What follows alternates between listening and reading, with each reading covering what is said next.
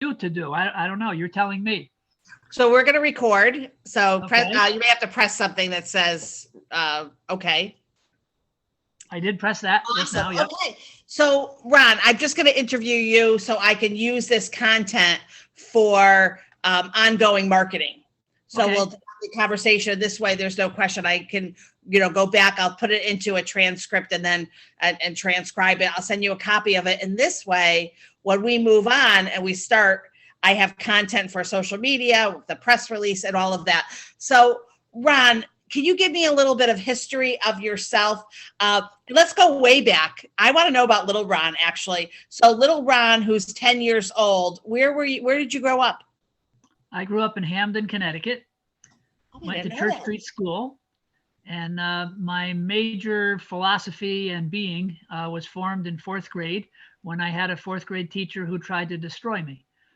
And she would bring me up in front of the, she'd bring me up in front of the class on very often. And she'd say, class, this is Ronald. He doesn't know how to follow directions. He doesn't do right things and all that stuff. And I'd go home crying every afternoon, trying to get rid of the pain that I had from this teacher. So about halfway through the year, I decided that I was not going to let this nasty person destroy me. So I formed what I called a shell.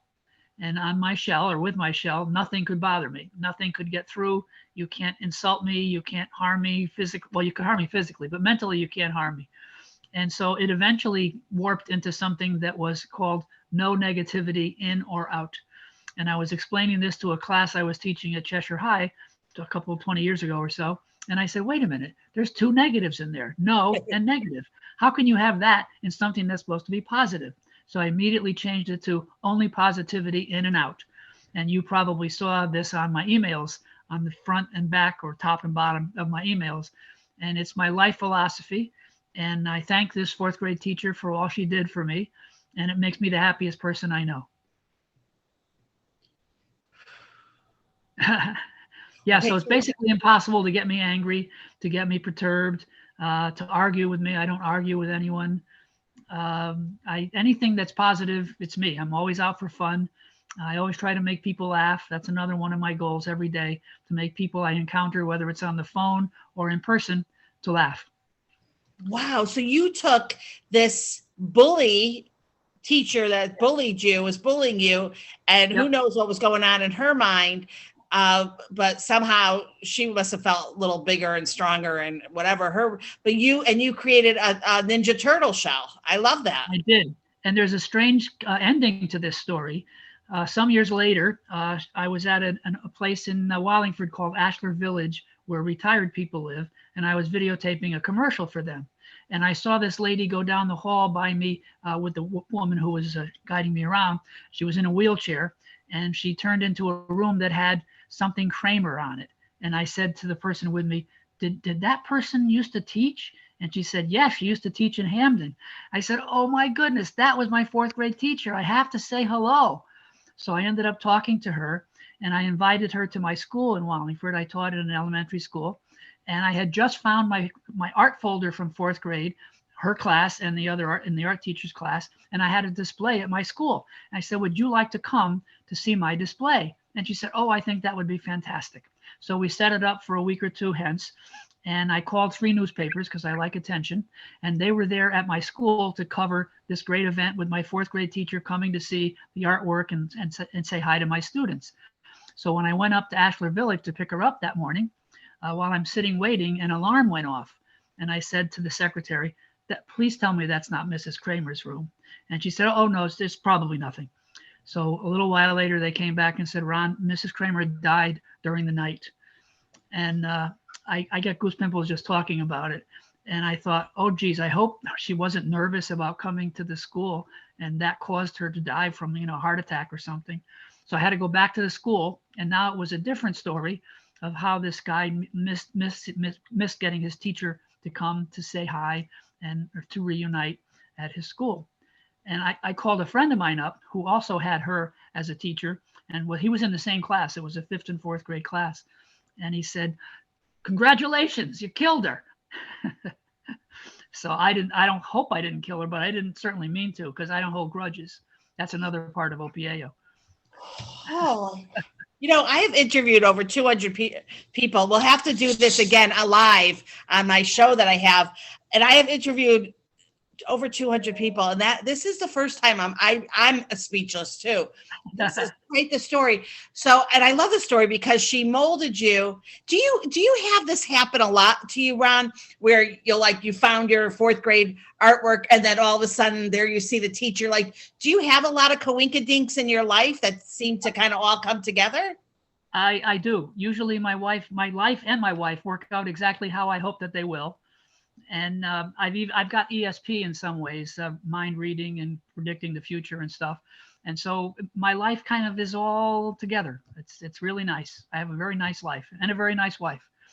I love that. And let me ask this question. I never ask this question. So do you feel like you have angels around you? Do you feel like you kind of have, with your positive shell that you may have something, angels, good karma, something? Not angels. I've never considered it that way. I don't know. I guess there's a karma thing. If you exude positivity, usually positivity comes back to you. Wow. Yeah. I had no idea when I asked that question that I would get a response like this. And now it kind of does make sense and forms why you're so likable and the emails going back and forth. And I absolutely love that. All right. So that is some story.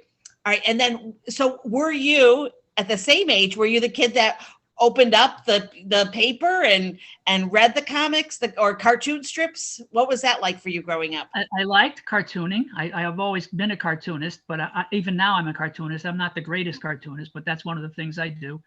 So I was always, as a child, after that, probably even mostly before that, but I was a pretty happy-go-lucky guy.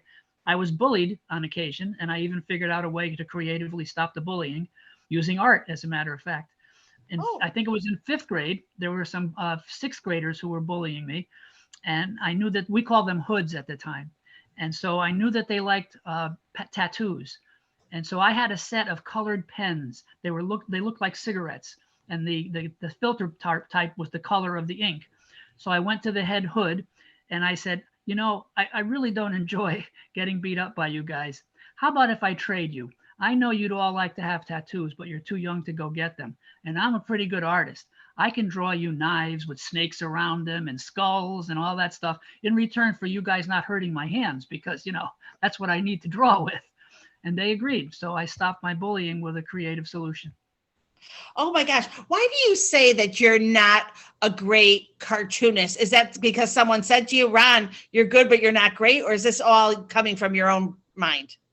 No, I work with a few professional cartoonists and illustrators, one of whom won a silver medal at the Cannes Film Festival when he was 16 and has done books and animations and full-length animated movies and stuff. And when I look at what they do and what I do, I'm back in 4th grade. But what do they say? Have you ever asked them? No, it's just obvious to everyone that I'm not the caliber that the other folks are. That's interesting. All right, so there's a caliber. So let's talk about that. So first of all, you've always loved it. Maybe whether you have the talent or not, I have no idea. But it's still, I mean, that makes sense. I love music, but I really can't sing, but I still really enjoy music. So similar. And so is this where your passion rose to really understanding now the history of the cartoonist and what they, what their value that they were bringing to that time frame? Can you give me a little more information about your why? I want to hear your passion. Why? All right. Well, I've always felt that cartoonists are undervalued. They're the people who call attention to things that need to have attention called to these things in a humorous way. And it's kind of like having a medicine pill with candy over it. And so it sugarcoats what they want to say. But in many cases, they say it in a way that's acceptable. So that I've always loved the cartoonist, and I always wanted to promote them. And that's part of why I'm doing the museum and part of why I collect cartoonist work. I love that. So growing up, so I was born in 1962, and when I could start to read, they were the only part of the paper that was colorful. And I always wondered, and I still don't actually know the answer. So why did they make the other part of the paper colorful if they had the ink? Or was it that they just wanted to really highlight the funny pages. What do they call them? What was it called at the time? Comic strips, funny pages. But were they always colorful? No, I've been, as part of my decisions with the museum, I'm a historian as well. I've done books for Arcadia Publishing on Cheshire and Naugatuck. So I was the town historian for Cheshire for 9 years. So I like the history of things. So I've been collecting cartoon pages back to the 1900s, 1925, 1945. So I'm able to compare what they were like. And back then, nobody was doing color. It was all black and white. And so for a period, there were lots of color, but everything else was black and white. Now, some newspapers have full color here and there, and they have it in their ads. But there's mostly color on Sundays, often black and white on weekdays.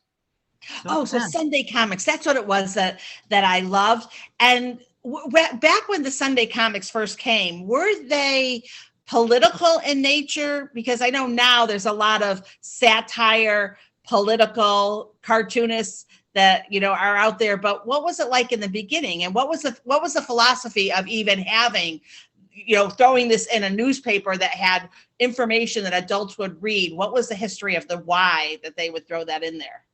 It was mostly family rather back then, and just humor. There were a couple like Dick Tracy that was crime based. But nowadays, it's like I've been analyzing these things really, really strictly recently, because when I start the museum, I'm hoping that people will recognize that this is a person who's also serious about comics, and that I can possibly make some suggestions to editors who are in charge of the comics pages. So I did one analysis of the back page of the New Haven Register, which I get every day since 1970. And there were 22 comics, either strips or one panel. And of those, 12 of those were negative. And when I say negative, there's one mostly devoted to war. It's a comic, but it's war. There was one that mentioned porn, which kind of surprised me. It's no longer something that I think parents would want their kids to be reading, and something that may not attract the kids. But even for adults, you shouldn't have that much negativity in that short of a time. So I'm hoping to encourage some positivity. One of the ways I found that I can do that is when I was a kid and I bought comics, there was a little white stamp in the right-hand corner or left-hand top corner of the comic. And it was said, "We subscribe to the Comics Code of 1954 or something like that." So I Googled the Comic Code of 1954, and there's a huge amount of information about what these people agreed to go by. And so I want there to be a comic strip or comic pages code of 2022. And I want that to be almost exactly what it was in 1954. So I'm going to promote that to newspapers. I love that idea. So did they have photos of the family and the father reading the sports page and the mother reading the ads, and I don't know, someone would be reading the business section and the little kid doing the coloring, or remember the Play-Doh that you could, or what was it called, where you could put down that was Silly Putty. Silly Putty. Oh my gosh. I actually met with the creator of that one time. Oh, that is so cool. I was wondering, what the Silly Putty, at what point did he know that you could actually pull up the comic strip ink and have it look so cool? Well, it was kind of a mistake. I think they were trying to develop a packing material, and it was just kind of gooing on everybody. And I guess they must have found if they placed it on something with colorful ink, they could pull a print from it. But they did well. It's still out there. So interesting. I'm so glad that you have a relationship with Jerry and my dad, and that this is something I love it. The whole historian, and I love this whole idea of cartooning, because as you start, I'm sure I'm not the only one, as you start thinking about it, you're like, that is such a big piece of our childhood. Now, are papers doing them now? Because I mean, everything's digital now. So how is that working? And most of the papers up here, the papers that I either buy or subscribe to, they also have an online version. I haven't really visited the online version, so I haven't seen what they have there. I'm assuming they still have comics there, but I don't know for sure. All right, I want to come back to the comics, but I want to go a little bit into your history again. So where did you go to college? Or did you went to Well, I did go to college. I always wanted to stay at home for college. So Southern Connecticut State College was right near by in New Haven. Wasn't that expensive. My parents weren't able to pay for my college education, so I had to work 3 jobs to go there and pay for myself to be there. And I started out as a language major. I had French, Italian, Latin, and Spanish in high school. Actually, Spanish started in college. And around the middle of my freshman year, I guess, of college, having the Spanish course, I realized I didn't know what the heck I was talking about. I was not going to be a great language teacher. So I looked around in the catalog for something that I could do. And then I couldn't do math at all. So it had to be something that didn't have math. And the only program that didn't have any art was art. And fortunately, I was always pretty good at art, as you remember from my days with the hoods and the tattoos. But I thought, let me try this. So the middle of my sophomore year, never having had an art course, I became an art major.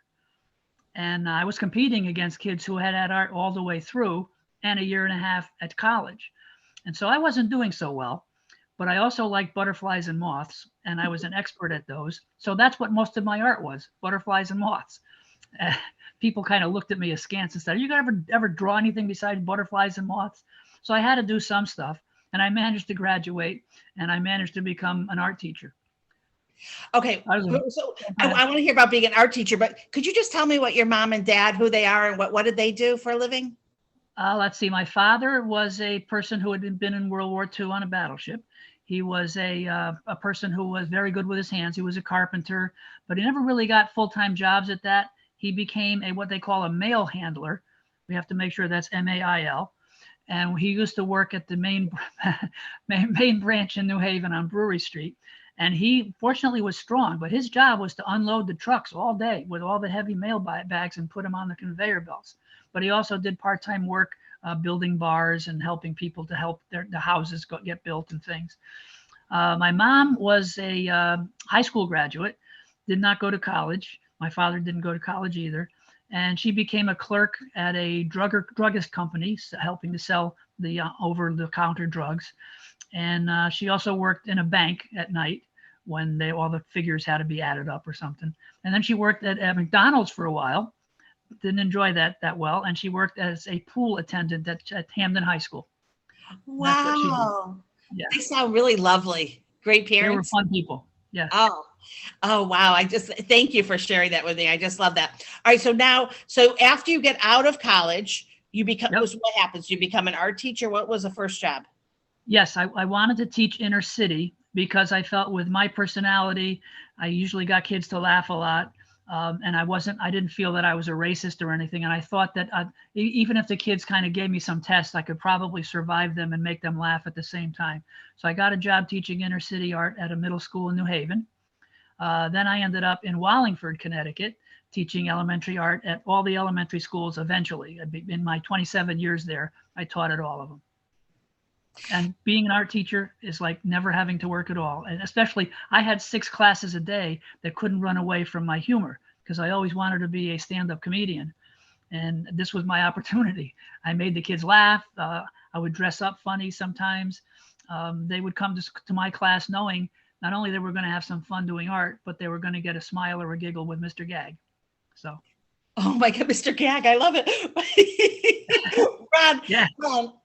I look a little sad, and I feel a little sad because I don't understand why art has been taken out of the schools. And I'm not 100% sure what's happening anywhere else, but I can tell you there's really no art anymore in Florida. And so so is art still in the school? Do the kids still go math, science, art? And what grade do they go up to in the Connecticut school system? Are they getting art in school? They're getting it from K to 12. I'm not sure if in the senior high school level, if the art courses everybody has to take art, but they're quite prominent in Wallingford and New Haven and Hamden in this area. Yeah, they like art. It's so important. It's really hard to see. I actually serve on a nonprofit art house, and they help to kind of, bridge that gap between some schools not having art and having art so that the kids have an opportunity, because you really can't tell for a child if they have any art talent unless really they are in art class. I mean, parents can, give them crayons and different things to color, but as a teacher, did you see some students and you're like, ooh, they've got the talent? Yep, there were a few. It's something that's kind of ingrained, I think. Something with how you see and how you're able to translate what you see into what your hands has something to do with fine hand coordination. It's hard to explain what the artists who are really going to be great artists can do, but the part of the ability to draw, that helps. That starts you off. I was always good at drawing. And after that, I was able to pick things up through college that I needed, painting and things. I love that. We have a beautiful artist. I follow him, Patrick Anino. Patrick travels all around the United States. He's from the Connecticut. He travels all around the United States and he paints murals, which to me would be, I don't even know how you paint a mural. You're so close. And then that's like real, that's difficult, right? That's gotta be. Well, depending on how you do it. I have a friend in Cheshire named Tony Falcone, who's a professional muralist and portraitist. And the one that he did that most people would know was on the house race, the car, what is it? The band gambling. It was the, I don't know, they had betting, horse racing in this main building. And so he was hired to do a mural on the side of this building. So what he did is he drew on a piece of large paper what he thought the mural should look like with the horses and the jockeys and stuff. Then he made squares, little tiny squares through that drawing. And then he projected those onto the wall. Not with a projector, but by hand. He would look at one thing and, oh yeah, I make that 1 foot instead of 1 inch. And then he put up scaffolding and he just painted the side of the building. Amazing. I want to hear, Ron, how you met my parents. I'm not sure if I remember how I met your parents. I know I went to the museum and probably went through there. But I'm not sure. Herb hired me when the person who was in charge had broken her leg, and he needed someone who was going to be available for 6 months or 7 months while she recuperated. And so I said, well, I'll be happy to do that, but I think I need a title to go along with it. So I was the assistant director of the Barker Character Comic and Cartoon Museum, and that stayed for about 9 years. Wow. And so I guess Herb and Gloria recognized that I had some creative ideas and thoughts. One of the ones that I went to them with was, Herb, I've been seeing this thing called websites. And do you have a website? And he didn't know what a website was. And so he said, no, we don't have a website. And I said, well, I would recommend you checking into that because I think that's the way to go for businesses. And he did. And he ended up hiring 2 or 3 artists and they have a fantastic website. So I guess he liked my idea. What? I love that story. My parents, they believed in social media before many people did. And they also were on social media. Dad had a Twitter account. He had a LinkedIn account. He had his Facebook account. He loved going on. He loved, I would read the reviews and he'd say, okay, here, respond to this with the reviews. So even when I was with him at 89, 90, he was all over it. He really loved it. They were advanced. He also understood, like spiders and that, that there were people out there that were collectors and how do you find them? And there was a way, but we never really could capture that. So then at what point when you were a teacher, did you also bring in your love for cartoonists? When did you start studying the history and the background of cartooning? I guess it started at Southern. I mean, I was looking into colleges and I was looking into people who had been to college who were cartoonists and who hadn't been to college and cartoonists and finding out about them. It turns out that just attracted me. Now, again, I wasn't that great a cartoonist, but I was able to invent a type of cartooning that I'm really good at. And I call them numlets. And it stands for numbers and letters. I make cartoon characters out of numbers and letters. And I teach it to kids as young as 3. As long as they know their letters, I can teach them to draw cartoons. I could have called them letnums, but that didn't sound as good as numlets. So I've been teaching cartooning since probably, 1980, maybe before that, I forget. And I've taught in some summer programs for like 15, 20 years every summer. And I knew how to, go ahead. No, you go. I want to hear. I'll finish it. I knew how to, show the kids how to make the 4 panels and how to do the word balloons, and that they were able to make some pretty credible cartoons. What comes first? The words, the storyline, the plot, or the cartooning? I don't even know how that works. Well, for me, it's easier for me to have the idea and then do the cartoon. So What like, about other cartoonists? I'm not sure. The ones that I've been analyzing, some of them do a play on words. So they find a play on words that they can do, and then they draw the cartoon with it. I've been working with one of my former students for, let's see now, he's 40 something, probably about 20, 25 years. He had been my student up until 5th grade, and he enjoyed working with me. And then he went to middle school and high school, was in a car crash that was almost fatal to him in high school.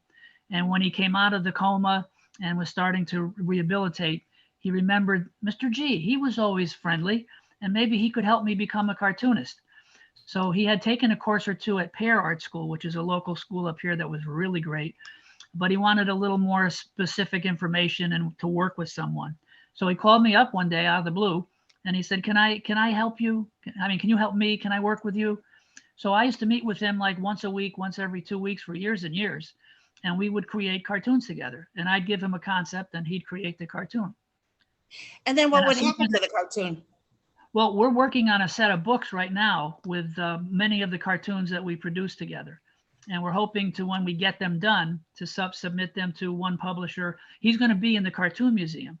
And we held off trying to get them to a publisher until he appeared in the Cartoon Museum, because we both felt that it would be to our advantage to have that on his resume. He's been an inductee into the Museum of Creative Cartoonists and Illustrators in Connecticut. I love it. So it's better to have him not go the self-publishing route and just, or is that like, if he can't find a publisher, would he just self-publish it? Yeah, we may self-publish. We could go with Amazon. A friend of mine recently did a 400-page autobiography with Amazon and a couple other books. So they're another opportunity. I also was the editor of Cheshire Magazine for a year, until it folded because we didn't have enough advertising. So we can publish in the direction of our own magazine if we want to, if we can come up with enough money. But that would be another route we could go to. I love it. What is, so when you look at cartoonists, so take this, are you able to give us his name? Oh, yeah, sure. His name is John DeAndrea. So for John DeAndrea, so what is, what do you call it? What is his art, like the theme of it? I know I'm not using the right word. I guess it's kind of like mostly just people put into situations based on what I tell him with the joke or the gag is going to be the gag. Yeah. Hard to be serious with a name like Gag. So it depends on what we need. I mean, he can do backgrounds and stuff, but he's best with characters. He does some really interesting characters, facial expressions and things. Wow. And has he also sold it or has done anything else with it? He has done lots of sketches for the police in Wallingford. And he's been doing pet portraits recently, but he also does his version of like what Elvis Presley's singing was like, or any of the famous rock and roll singers. And he can do a very good, not a caricature. These are actually portraits, but he can do some pretty good caricatures too. So he's pretty versatile.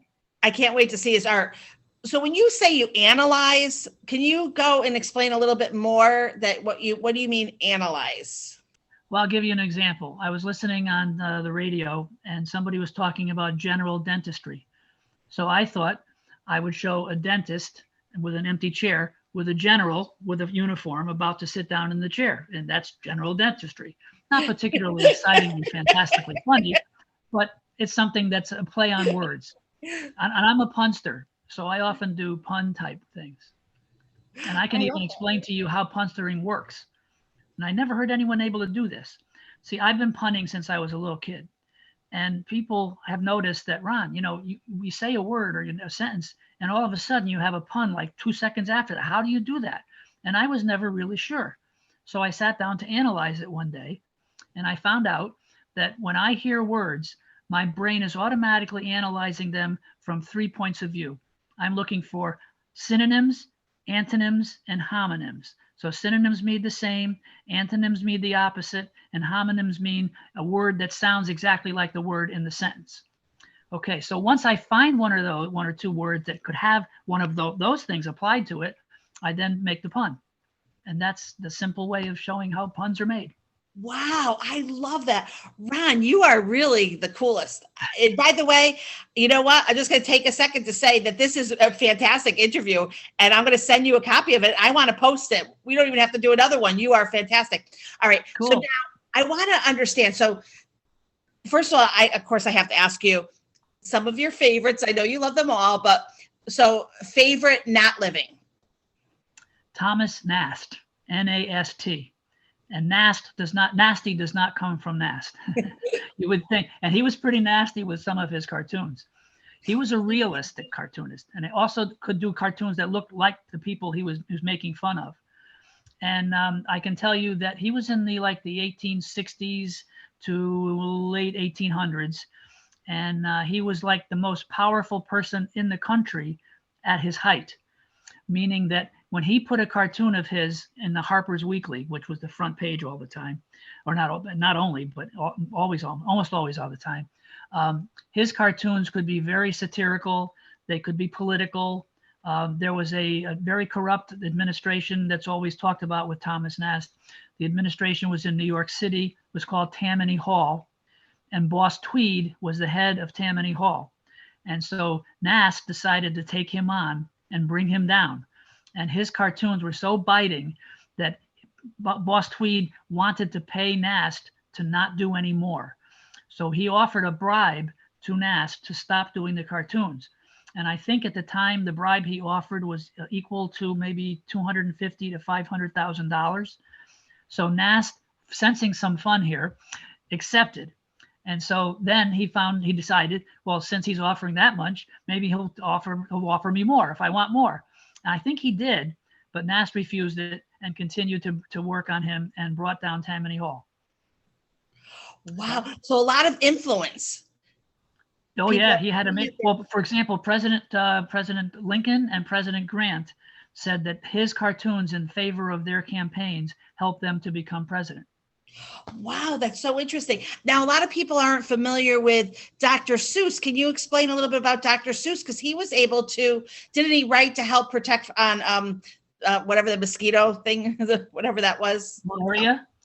Yes. I'm not sure about that. I know that he had his skills in some ads during World War II. So some of his cartoons were in that. I'm not so sure. I guess the simplicity of his cartoons was something that attracted people. And the fact with the rhyming, people enjoyed that. Kids enjoyed that. Beyond that, I don't know too much about him. I know I think his last name was Geisler or Gazelle, his real name, not really Dr. Seuss. Right. So he was quite successful.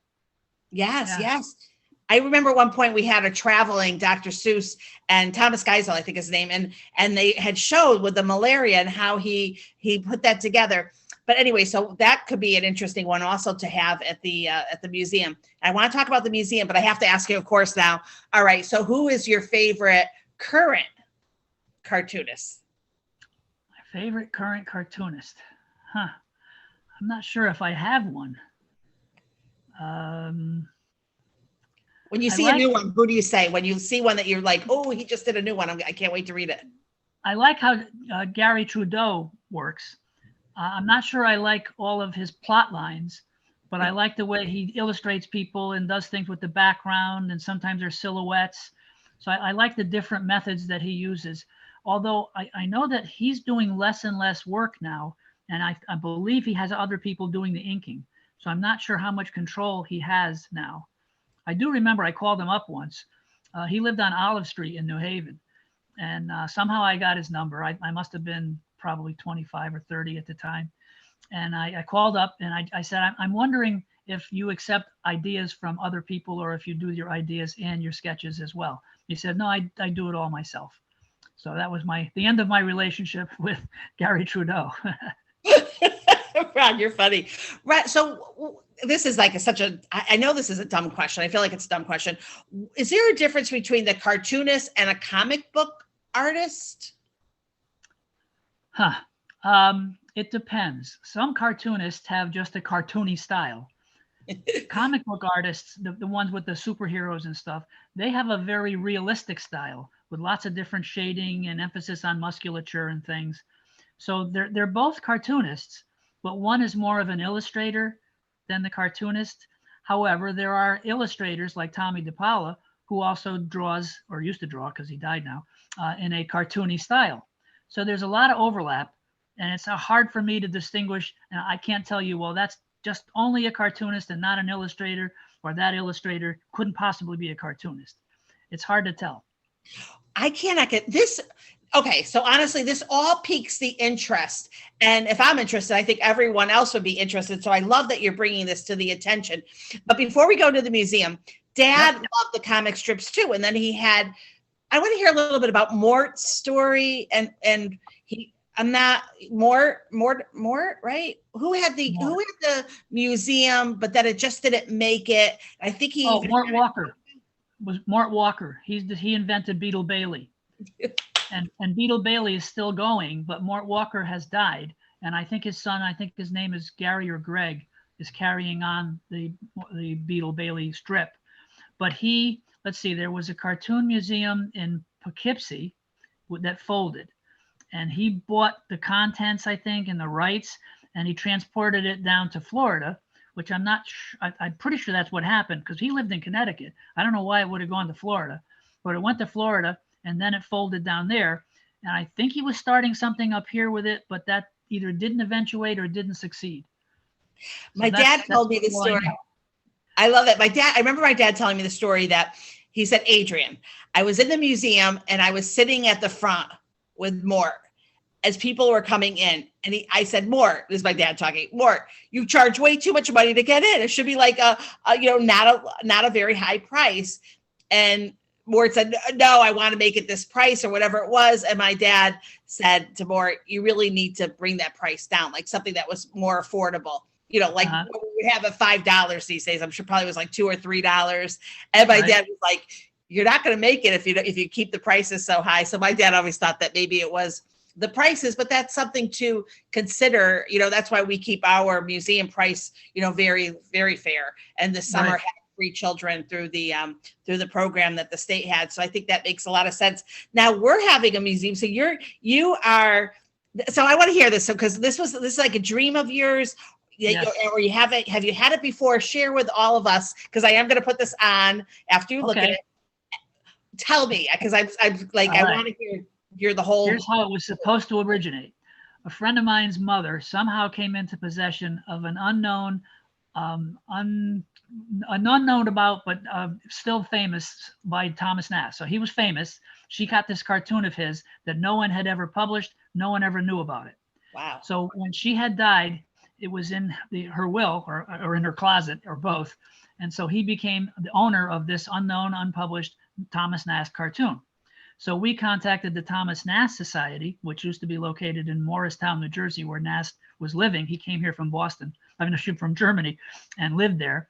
And they told us, we sent a photocopy of it. They said, yes, you guys are so lucky. This is an unknown, unpublished cartoon by Thomas Nast.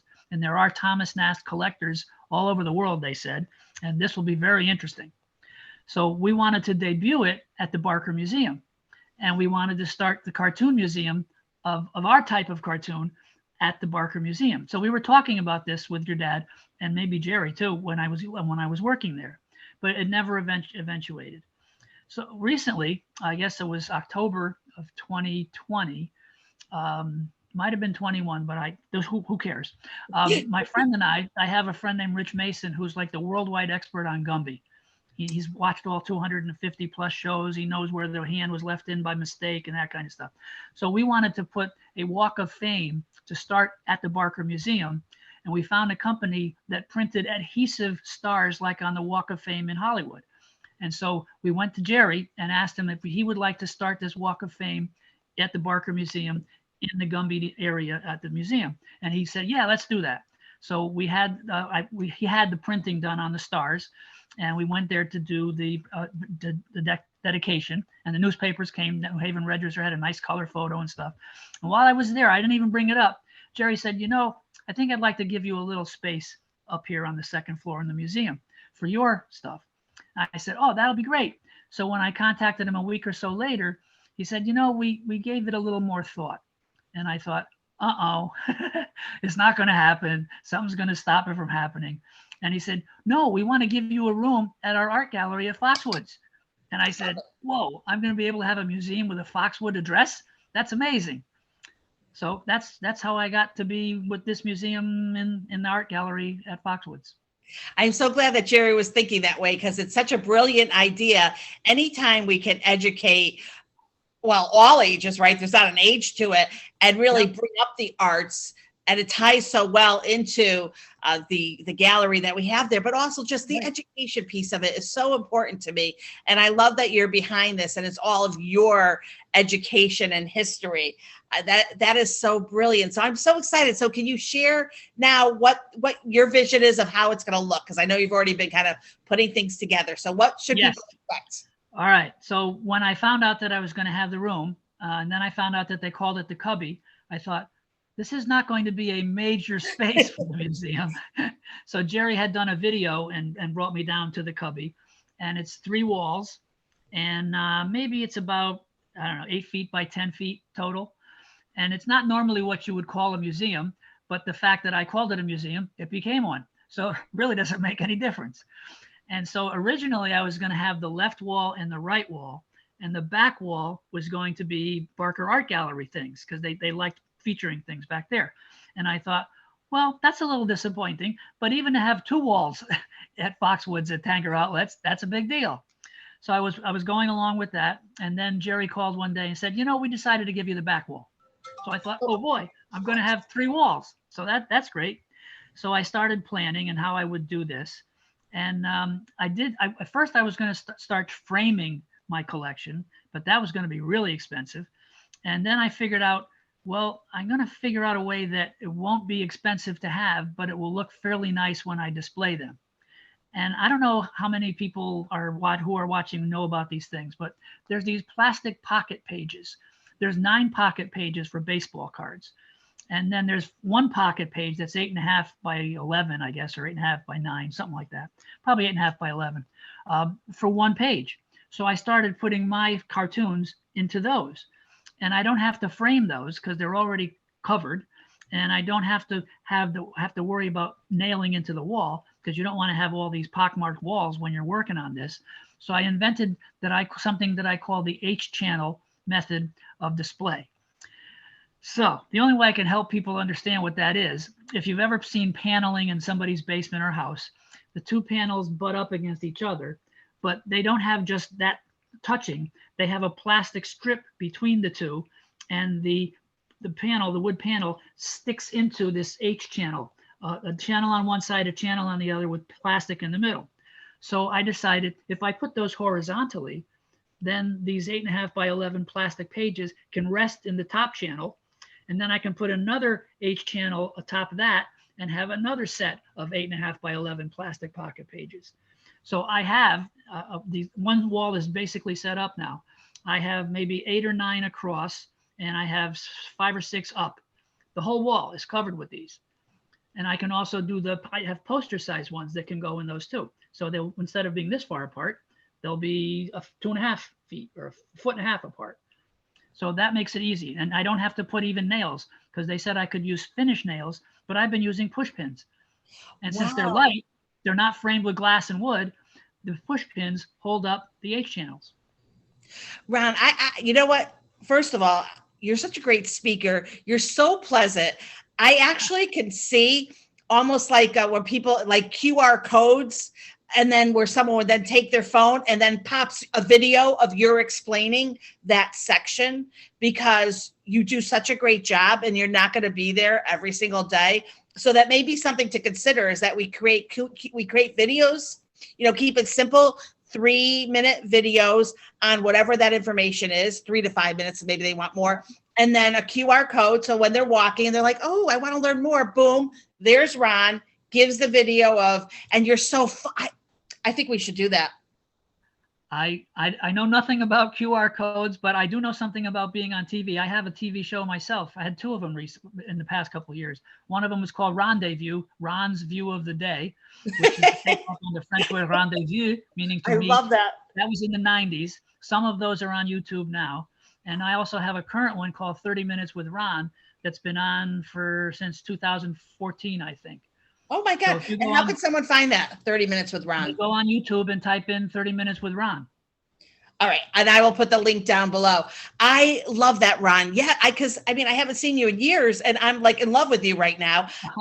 People are going to want you. They're going to want you. They're going to want like the brain. And if you could give it in a video and really explain it, I think that could tie everything together. And even if it's whatever sections you have, it could be 10 videos. It's not going to hurt anything. And it's just going to be a lovely for them to really get that information. So I think that is really important.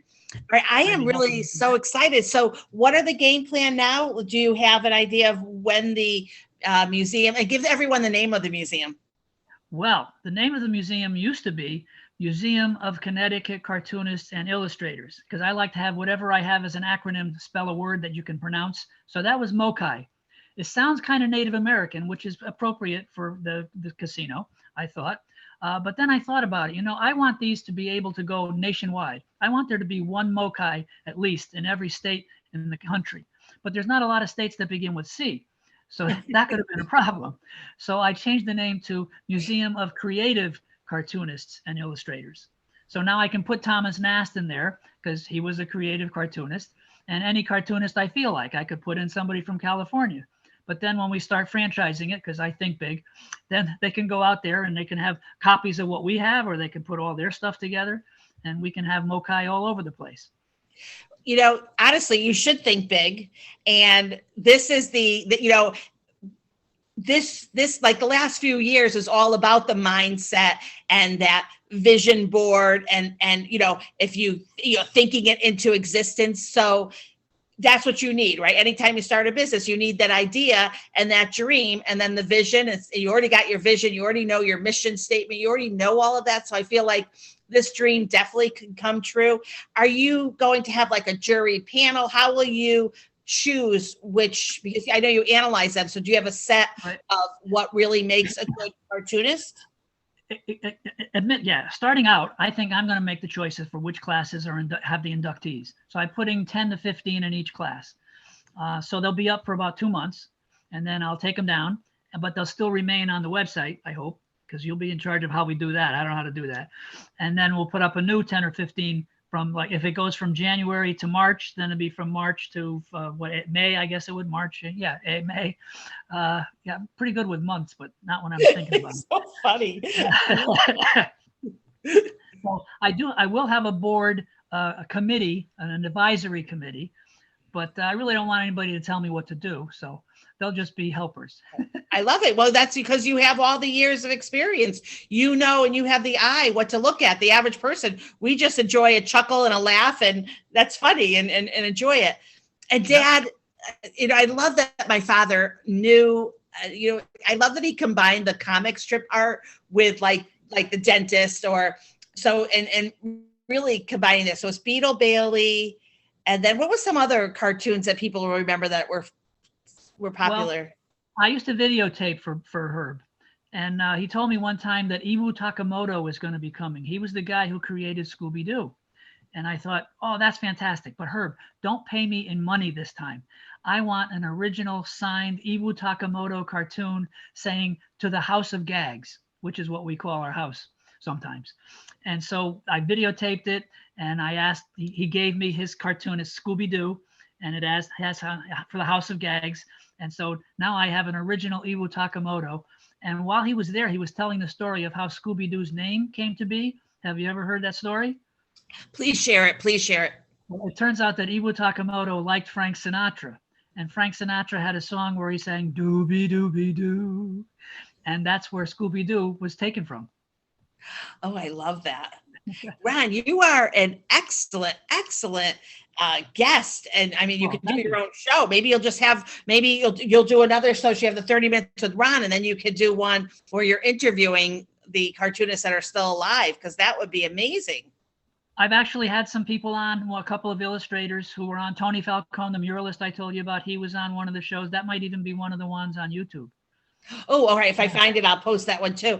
I love this idea. I think that what you're doing is really any way that we can educate and teach people. And also it still has to be very like stress relieving to do. I know, like, people like the coloring and all of that, but even cartooning, is that something that someone can learn how to do, like Bob Ross style? Well, I can teach anyone to cartoon using the numlet method.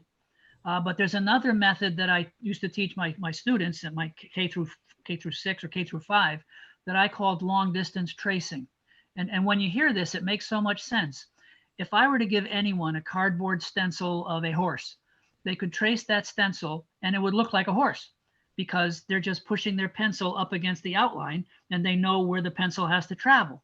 Well, if you picture a horse or look at an actual horse and treat that horse as if it's a stencil, first you take your pencil and trace the real horse, and then it's almost like it trained your hand for that moment, for that few seconds of what that stencil was, and it helps you to draw a horse much better.